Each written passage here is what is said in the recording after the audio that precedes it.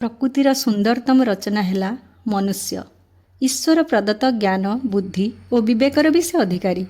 ପରନ୍ତୁ ପ୍ରକୃତି ଅନ୍ତର୍ଗତ ସତ୍ତ୍ୱ, ରଜ ଓ ତମଗୁଣଠାରୁ ଜାତ କର୍ମବନ୍ଧନରେ ବାନ୍ଧି ହୋଇ ମନୁଷ୍ୟ ଜନ୍ମ ଓ ମୃତ୍ୟୁ ଚକ୍ରରେ ଘୁରି ବୁଲୁଥାଏ। କିନ୍ତୁ ସଦ୍ଗୁରୁ ହେଲେ ତ୍ରିଗୁଣ ରହିତ, ଦ୍ୱନ୍ଦ୍ୱାତୀତ, ଅର୍ଥାତ୍ ସର୍ବଦା ସଂଶୟମୁକ୍ତ। ମାୟା ସଂସାରରେ ଥାଇ ବି ସେ ମାୟାମୁକ୍ତ। ପ୍ରଭୁଙ୍କର ସଧର୍ମତାକୁ ପ୍ରାପ୍ତ କରି ବ୍ରହ୍ମଜ୍ଞାନୀ ଶ୍ରୀଗୁରୁ ସଚ୍ଚିତ ଆନନ୍ଦ ସ୍ୱରୂପ। ସେ ହିଁ ନିର୍ଗୁଣ ନିରାକାର ପରବ୍ରହ୍ମଙ୍କର ସଗୁଣ ସାକାର ସ୍ୱରୂପ। ସେଥିପାଇଁ ପୂଜ୍ୟ ଗୁରୁଜୀ ଲେଖିଛନ୍ତି, ହେ ଗୁରୁ ସଗୁଣ ଈଶ୍ୱର, ତୁମକୁ କି ବୁଝିବ ନର, ଅନନ୍ତ କୋଟି ବ୍ରହ୍ମାଣ୍ଡର ନାୟକ ତୁମେ ଗୁରୁବର।